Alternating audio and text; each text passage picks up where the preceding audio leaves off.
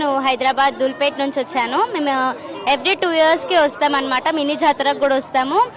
ఒకప్పుడు ఏంటంటే చాలా ఇబ్బందిగా ఉండేది, రోడ్లు బాగాలేకపోతుండే, వాష్రూమ్స్కి ఇబ్బంది ఉంటుండే. బట్ ఇప్పుడు జనరేషన్ చేంజ్ అవుతున్న కొద్దీ మాకు ఇక్కడ చాలా ఫెసిలిటీస్ అనేటివి వచ్చాయి.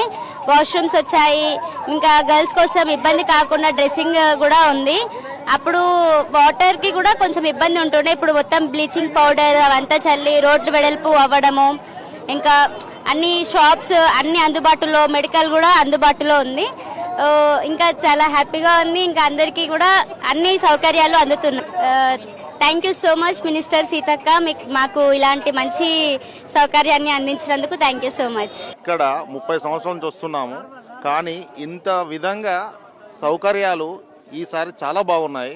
ఎక్కడ చూసినా లైటింగ్ కానీ, వాటర్ ఫెసిలిటీస్ కానీ, లైన్స్ కానీ, రోడ్స్ కానీ అన్ని విధాలుగా చాలా బాగుంది. ఇలాంటి సౌకర్యాలు కల్పించినటువంటి తెలంగాణ ప్రభుత్వానికి చాలా కృతజ్ఞతలు. అట్లాగే ఇక్కడ చేస్తున్న ప్రతి ఒక్క గవర్నమెంట్ ఆఫీసర్స్ అందరికి కూడా కృతజ్ఞతలు. ఇప్పుడు నాకు మంచిగానే జరుగుతుంది, తల్లి దయ వల్లనే మంచిగా అనిపిస్తుంది. ఈ తల్లి అంటే మాకు చాలా ఇష్టము. మా మనమడు ఇప్పుడు మా పాపకు పెళ్లి చేసినందుకు మా పాపకు అబ్బాయి పుట్టాడు.